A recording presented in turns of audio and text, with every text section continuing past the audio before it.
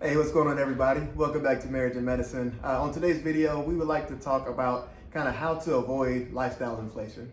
So first off, what lifestyle inflation is essentially when you have an increase in your budget, increase in your pay on a yearly basis that occurs. Kind of big transitions is going from medical school to residency. You are finally to the point where you're actually making a paycheck.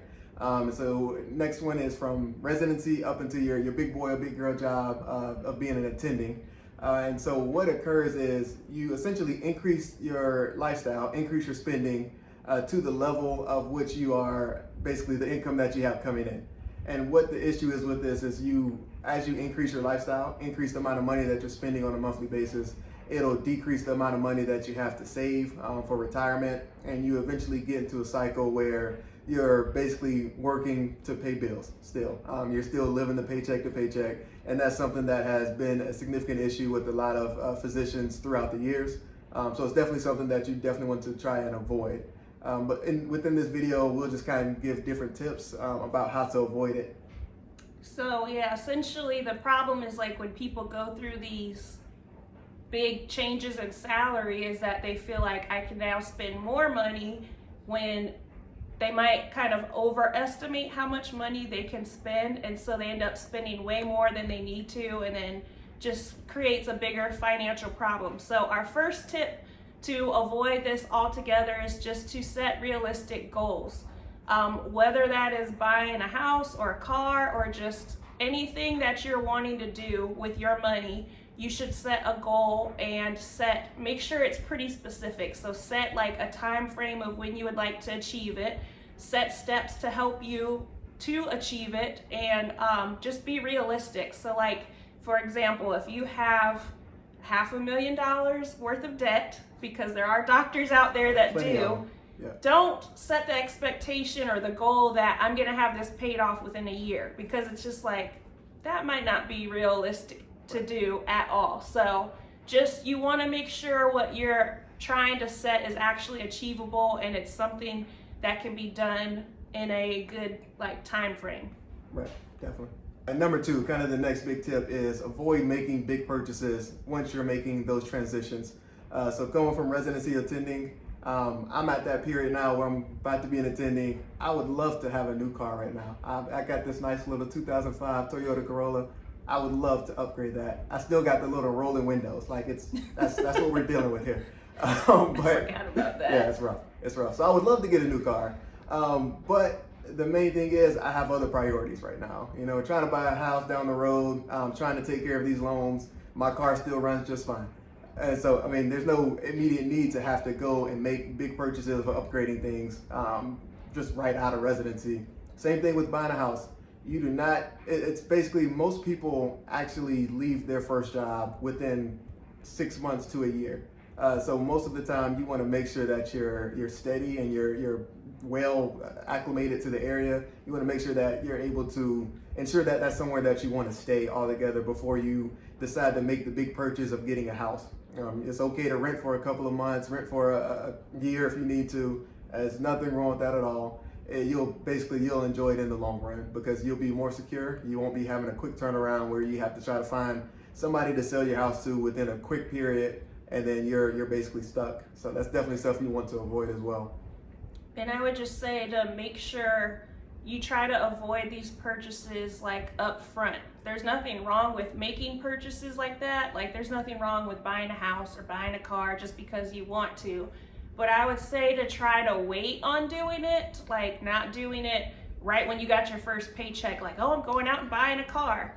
Hold off for a little bit, and just, this kind of goes into our next tip, but just try to wait for a few months if you can before you just run out and buy something. Try to set yourself up for success, which brings us to our third tip, which is to just save. A lot of people do not have any kind of a savings account or just money saved up at all. Like if an emergency were to happen, a lot of people just don't have anything to help them out. So I would say to save up some money, even if it's just for a basic emergency fund, so that if something were to happen, you have that there to help cushion whatever emergency comes up. And by emergency, we mean like if a pipe burst in your house, or you had to replace all the tires on your car, or somebody had to go to the hospital. Things of that nature are emergencies. So the emergency fund is not necessarily going to be like it will cover the entire cost of the emergency, but it's there to give you a cushion to help you foot the bill. Yeah, definitely. And then kind of going along with that, as a physician, we're behind all of our peers essentially when it comes to saving altogether. So we have to find a way to make up for that lost time in terms of whether it's investing and things like of that nature. So kind of a rule of thumb that a lot of people go by is you want to make sure that it's hard to save in residency. So understand that it's basically a survival mode during residency. So it's okay to not really have as much saving. You do still want to try to have an emergency fund if possible. But once you get to that attending level, the recommendation is to save at least 25 to 30% of your income, basically starting out initially, basically from that time on. And that allows you to basically catch up with your peers when it comes to saving. And by saving, that also means that percentage includes paying down your debt, whether it's consumer debt, student loans, paying off your car. That all counts in terms of saving. And then the other saving, of course, is investing, whether it's into a Roth IRA or your 401ks, all those kind of things as well. That all goes into your saving percentages as well. So essentially, when we were talking before about how you want to buy things, not wanting to do that up front, you're wanting to save to help with that. So you might not save up all of the money for a new car, but if you save up at least a chunk of it, that makes you better prepared to buy the car versus just going out and buying a car with no money down at all. Same thing with a house or just any big purchase. Having a savings amount of any kind is better than not having anything at all and then just running out and blowing money that you don't even really have. Yeah, definitely. And then go along with that, when you're making these big purchases, understand that a lot of times, if you're not paying cash, which is something that I would probably recommend is the easiest way to go about it, you're getting monthly payments. And as you add up those monthly payments, that leads to more money that you cannot put towards saving. That's more money that you can't put towards travel. So you just really have to really have an understanding of whether or not this is something that you want to sacrifice your money for. Is it something that you really need at this time? And the next tip is to, if you have to buy something, make sure that you're smart about it. So if you have to buy a car, you don't have to go out and buy a Tesla that's $60,000 to $100,000. As bad as I want to do so, you don't have to. If you need a new car, go and buy you can even buy, with an attending salary, you can go buy a $20,000 car with no significant issues. And that'll last you a while and that'll get you where you need to go. Yeah, you can still buy like a nice car. Yeah, like it doesn't have to be a Lambo. It can still be like a BMW, and it's nice, but like you don't have to go out and buy this $1 million car. Make sure you buy it used though. Don't buy a new one. What's no point? Yeah, that's probably better. And also when it comes to buying a house, if you have to buy a house, if that's something that you feel like you need, if the renting market is just not good and you're sure that you're going to stay where you're at, don't go and buy the Dr. House starting off. And by Dr. House, I mean the house that is, I guess $1.5 million and crazy like 8 bedrooms, right. 7 bathrooms on 5 acres of land with a pool and a hot tub and a basement and a man. Sounds good. But you don't need that's nice, but like you can still buy, well, I guess it depends on cost of living where you're at. If you're in Cali or New York, you can forget about it. That's like a 2-bedroom. Like where we live, we can buy a nice house for like $350. Yeah. And that like a 5-bed, whatever bath house, and it'll be nice, updated and everything. So like you don't have to go out just because you can, doesn't mean you need to. Yeah, because with that also comes more costs. So you're paying for electricity, you're paying for water, you have to do all the other stuff that comes along with your property taxes. The more you buy, the more you have to pay in fees and taxes. So also just be smart about it. Make sure that you actually think about it, talk to different people about it, make sure that you can get the best rates available for certain purchases, and then avoid putting stuff on credit card. That 17-20% interest will kill you every time if you're not paying that off. So make sure that you're buying smart if you have to. Make sure that you're saving up money in order to make these purchases. You brought up a good point because you said to talk to somebody about it. Like, that is something, I don't know why, when we go, not we, I'm saying we, like, I guess metaphorically, when people go out and buy stuff, for whatever reason, like, we ask people that have never done it. Like, you go ask someone when you're wanting to buy a house, like, how do I buy a house? And it's like, they don't know. They've never bought a house. Or if you're trying to buy a new car, you go and ask someone that doesn't even own a car. So, like, make sure you're asking people that have done what it is that you want to do. So if you're like wanting to get into investing, don't ask someone that has never done it. You need to ask someone that's done it, and preferably that is successful with it, so they can tell you what to do and what not to do in your process of trying to figure things out too. Tip number 5, I hear this one all the time, is to live like a resident. And I hate this phrase so bad. I know it comes with good intentions, but I just hate that phrase. So essentially what people mean when they say this in the doctor world is that once you've hit your attending status, that you should continue to live as if you were a resident for those first like 1 to 3 years. And it's just like, no, I don't want to live like a resident for the first 1 to 3 years. When I'm making my full salary now, I don't want to do that.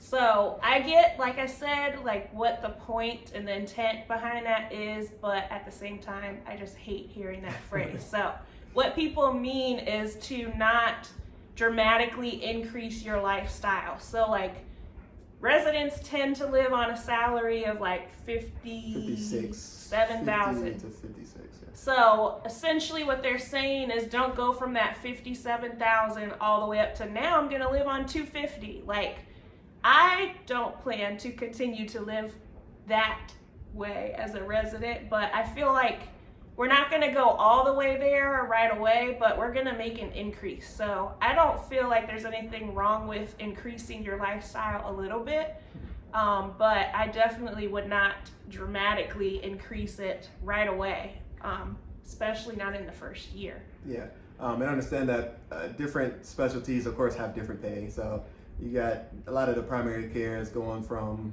200,000, give or take, up to orthopedic surgeons and neurosurgeons and all that stuff, going up to making $600,000 plus. Understand that depending on that, that also kind of adjusts to how much you can actually increase your lifestyle and to where you can still be comfortable and still, I mean, clearly you should be comfortable. There's no reason why you can't be comfortable on that kind of a budget. But to the point where you're still able to take care of all of the things like paying off your debt, paying off credit cards, all those kind of things that you need to do in order to catch up with your peers, putting as much money into savings and all those kind of things. You definitely should be able to do it. But by living like a resident, it's more so just, like you were saying, just don't go crazy when you first got out of there. And then I think ultimately you'll be fine. Just put money where it needs to go and you'll be fine. And the last tip is to pay down debt sooner rather than later. So first off, the debt that you want to make sure that you get rid of immediately, credit card debt. Again, those high interest rates, you want to make sure that those are gone as soon as possible. So all the consumer debt, car, you probably want to pay that off as soon as possible as well. And then as for student loans, now some people will say to pay this off. Mixed reviews. It's mixed. Some people will say pay this off immediately. Others will say you can refinance it to a lower rate and pay it off down the road. If you're going for PSLF, which is basically the government form where you work for 10 years and you're able to kind of have your debt removed, if that is your plan, then the idea is to pay as little of your debt as possible. So of course, if you have a financial advisor and that's your plan, definitely make sure that you talk with them in order to figure out how you can best do that. As for me, I'm at a situation where my student loans are not insane, and only having a 3-year residency, going for PSLF, which is not, just wouldn't make sense for me. So our plan is to just pay off debt as soon as possible, essentially. And the reason that is what we would like to do is, first off, being able to clear that debt and not have that monthly amount that you have to go to that will just clear up so much more just money to do whatever you want to.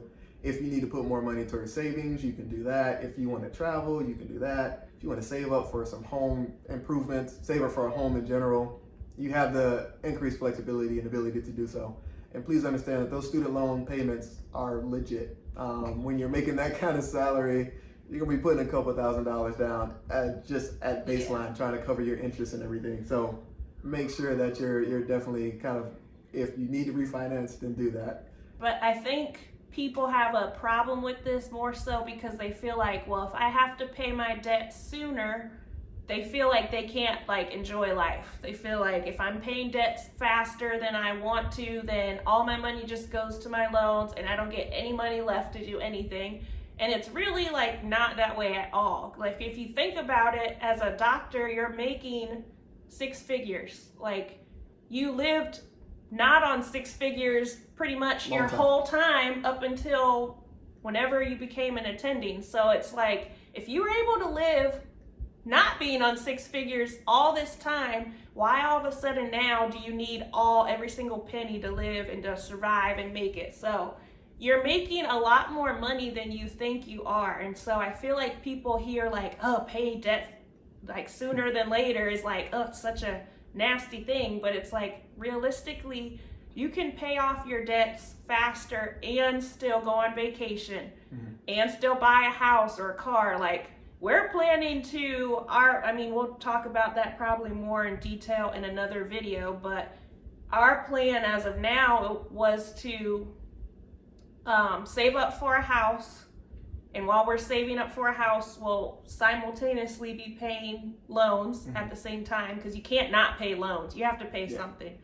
And then after we've purchased our house, whenever that may be, we are going to be saving for a car and paying for loans. Our plan was to just buy a car in cash, so however long that might take. And then at that point, once we've bought our house and car, whatever loan money is left, we'll just tackle that ham on them loans. We'll knock that out, whatever is left. But I mean, ultimately our goal is to pay it off within like 2 years. And even with doing that, people hear like, oh, well, make sure you get to do things and, make sure you get to enjoy life. And it's like, we're going to be buying a house, a car, like going on vacation still, all of that. Nothing is changing just because we said we want to pay off loans in 2 years. So it's possible to pay them off quicker and still get to enjoy life and do tons of stuff. So these were a few tips on how to avoid lifestyle inflation. Thank you all for taking the time to take a look at our video. If you like what you see, feel free to go ahead and like the video and subscribe if you haven't already. It's a little check. It's a check. Okay, gotcha. If you have any questions about any of the topics that we talked about today, feel free to leave a comment and we'll get back to you. We'll see you in the next video.